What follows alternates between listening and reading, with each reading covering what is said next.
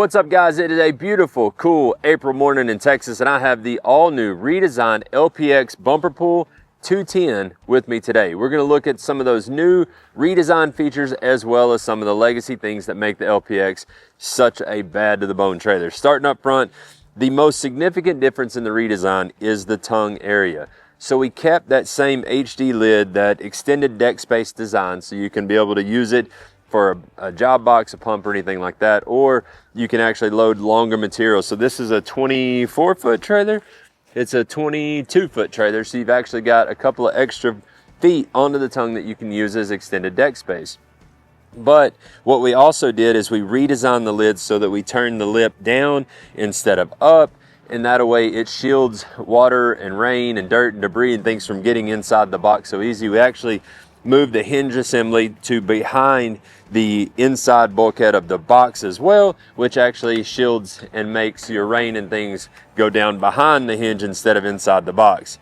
Also inside now, because of the engineered beam being standard on all LPX bumper pulls, it actually made it slightly deeper and gives you more space inside for storage. We've made a divider in there standard, so if you want your spare in the box instead of on the side of the trailer, it can easily go inside your HD lid area. And then you've also got storage that is protected from that spare over to the side. We've included lighting as well, so when your truck is plugged in and your running lights are on and you're working either before the sun comes up, or maybe you're getting done at the end of the day, you know, whenever daylight savings time's not around and it's dark, you know, earlier, you can actually see inside the box to get your chains and straps, or maybe your spare or whatnot on the side of the road. It features the new Small jack. It's an Italian-made 15K jack. That's right, most every jack on the market is a 12K or a 10K. So this one is actually a 15K, and it's 2-speed. You actually have low gear and high gear, which makes it easier unhooking and hooking depending on if the trailer's loaded or unloaded. It makes it so much easier, more efficient hooking up and unhooking. Don't forget the Demco Easy Latch on front. That's kind of industry standard staple now. You got the blue cables instead of the chains. We got your lock plug holder. A lot of stuff that doesn't seem like much, but added up, it makes the experience of using the trailer so much better. We've added a step here as well, so getting up and on the deck, off and on, is a lot easier. Moving back, where some of the difference becomes on the redesign again, we now have your chain spools between the stake pockets, whereas before you just had stake pockets and D-rings to tie to. Now we have the chain spools between the pockets, which means you wrap your chain around those to bind down your equipment, whether it's a skid steer or a Mini X or a tractor, anything like that. So you've got extreme versatility in how you can tie down, because again, you've got the 4 5/8 D-ring standard as well as stake pockets, chain spools.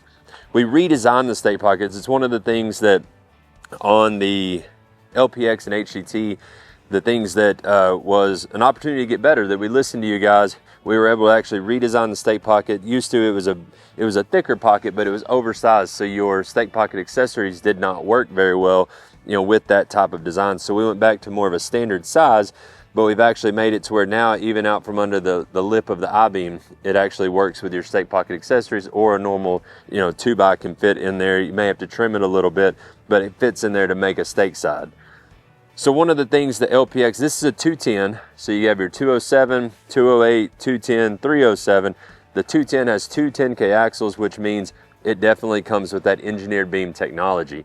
What is that? If you haven't heard about it yet, we build our own I-beam. So all of this piece right here, the main frame, the tongue, all the way back to the dovetail, we actually build that ourselves. The height of it, the thickness of it, we have full control over it.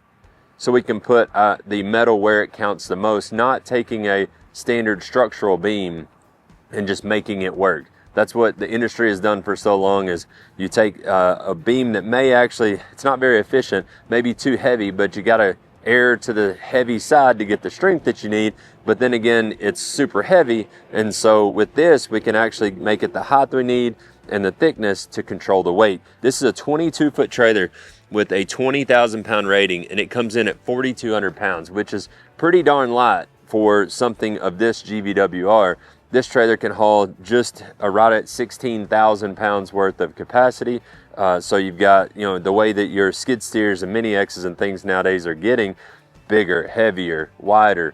And so this one is capable of hauling your heaviest, almost your heaviest of those skid steers, with maybe like a 12,000 pound skid steer with a mulching head or something like that. This is the type of trailer you would want to have behind you. Moving back to the fenders, we changed the fender design. For years and years, we've always used the 14 gauge tread plate or diamond plate. And it's gotten played out. I mean, everyone uses that same diamond plate. And so what we did is we went with a 12 gauge smooth. So instead of 14, the way gauges work, you actually, when you go down, it gets thicker. So we went to a 12 gauge, slightly thicker. For instance, 11 gauge is roughly 1/8 of an inch. So it's gotten a good bit thicker as the standard, but we still have your 3/16 option available as well if you want to go to that super heavy duty fender. The 12 gauge is still a bolt-on, whereas the 3/16 goes to a weld-on. So we talked about the two 10K axles. It's got two 10K Lippert torsion axles with a 215 17.5 wheel and tire. It's an 18 ply tire, super heavy duty.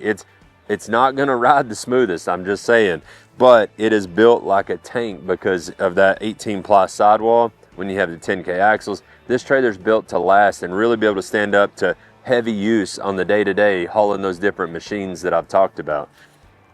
Moving on back to the loading option that's on this trailer. So we've got max ramps as an option. We've got on the 102 wide an X ramp, which those are the ones that have a 3.5 foot dove and the flip over ramps.